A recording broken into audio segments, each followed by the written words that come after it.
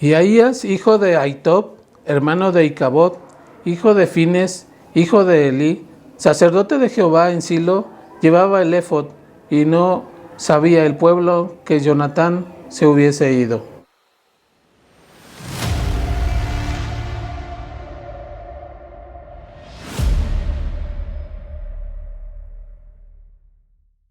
Ahías, hijo de Ahitob, era bisnieto del sacerdote Elí. Fue el sacerdote durante el reinado del rey Saúl. Él llevaba el éfod cuando estaba reinando el rey Saúl, ¿verdad? Ahí en el Jehová, en Silo, que el Silo significa tranquilidad. Esta ciudad se encontraba en el territorio de la tribu de Efraín, ¿sí? El éfod era una vestidura que usaban los sacerdotes hebreos y tenían un pectoral que traía piedras preciosas, 12 piedras preciosas que significaban a las tribus de Israel, ¿sí?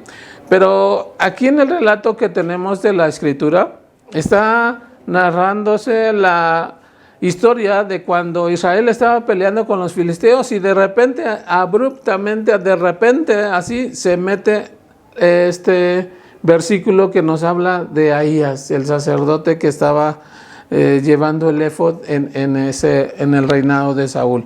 Y vamos a ver por qué, ¿verdad? Es esta parte de que nos ayude a nosotros a comprender por qué, si está narrando de una cosa y la mayor parte del capítulo se trata de eso, porque necesariamente en ese versículo nada más se habla de Ahías y de su descendencia.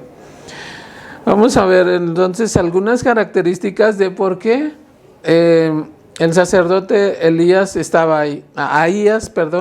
ahí, ¿sí? Ahías era hermano de Icabod.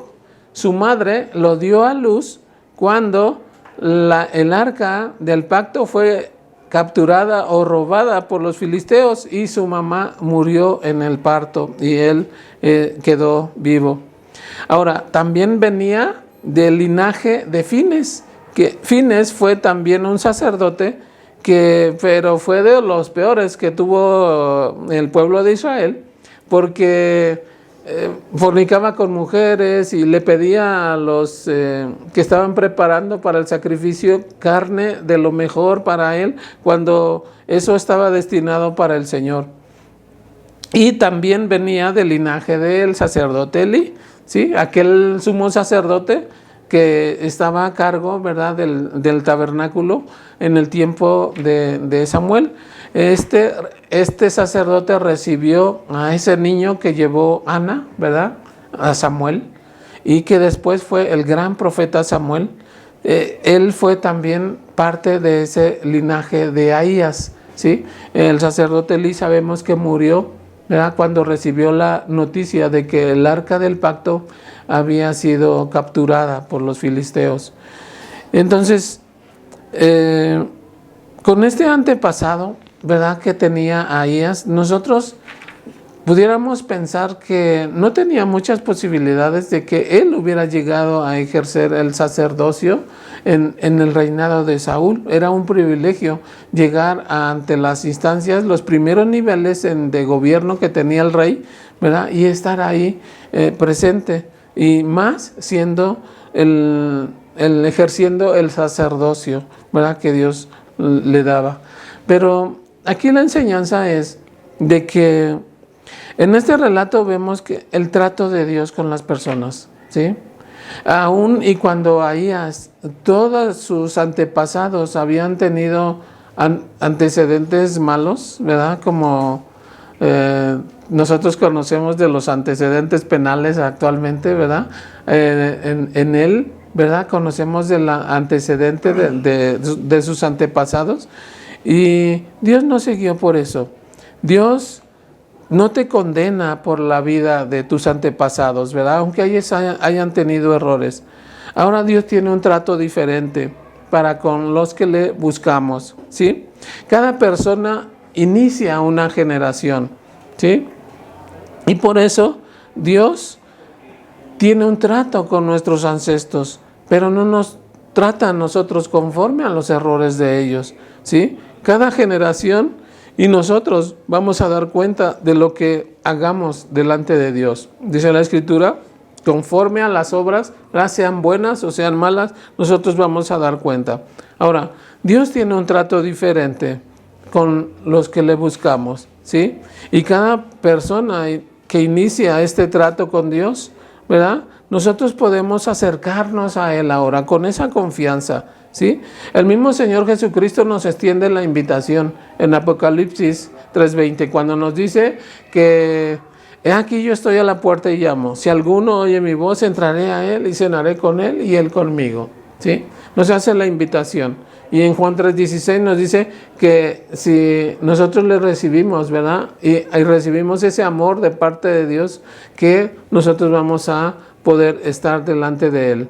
Y en Juan 1:12 nos dice que el privilegio tan grande de que si nosotros le buscamos, Él nos acepta como sus hijos. ¿Cuántos de nosotros pudiéramos haber tenido un padre amoroso, que viera por nosotros, que nos aconsejara, que estuviera con nosotros en todo momento, ¿verdad? Y ahora eso es posible por medio del sacrificio de nuestro Señor Jesucristo en la cruz del Calvario. Nosotros podemos tener ese Padre si le queremos buscar, ¿verdad? Primero, para que nosotros recibamos la salvación. Segundo, para que nos reciba como sus hijos y disfrutar de esos beneficios de ser hijos del Rey de la Gloria, ¿verdad? Del Dios Todopoderoso que creó el cielo y la tierra. Nadie se imagina los privilegios que Dios nos da al aceptarnos como sus hijos. Pero con esto vemos de la enseñanza de Ahías, ¿verdad? Este sacerdote que todos sus antepasados tenían antecedentes malos delante de Dios, pero el Señor hace una diferencia con la generación que le busca, con las personas que le buscan, y tú puedes hacerlo también en este momento. Si tú te decides buscarle, el Señor está ahí contigo, porque Él no hace acepción de personas. Y si tú has perdido a tus padres, ¿verdad? Has perdido a tus ancestros, ¿verdad? Pero quieres buscar una familia, el Señor te la puede dar en este momento. Vamos a orar, ¿verdad? Y pedirle al Señor eso, que nos ayude y que nos permita ser parte de su familia. Padre amado, te damos gracias por el privilegio que nos das de tu palabra, Señor. Gracias porque por medio de ella, Señor, tú nos enseñas que tu Hijo amado murió por nosotros en la cruz del Calvario, llevando todos nuestros pecados, Señor. Y Señor, que tú no nos juzgas por los pecados de nuestros antepasados. Te agradecemos infinitamente, Señor, por aquellas personas que están buscando y anhelando un Padre amoroso, Señor. Pedimos que te reveles a sus vidas y ellos te puedan conocer y puedan venir a ti, Señor, para buscar ese Padre amoroso, misericordioso y bondadoso, Señor. Y aquellos, Señor, que ya te hemos recibido como nuestro Salvador, ayúdanos, oh Dios bendito, a perseverar más en tu palabra, a obedecerla más, y permítenos una fe fuerte en ti en estos tiempos, Señor. No permitas que tengamos una fe débil, Señor, porque tú lo diste todo en la cruz del Calvario. Ayúdanos también a que nosotros podamos darte todo en este tiempo que nos permites de vida.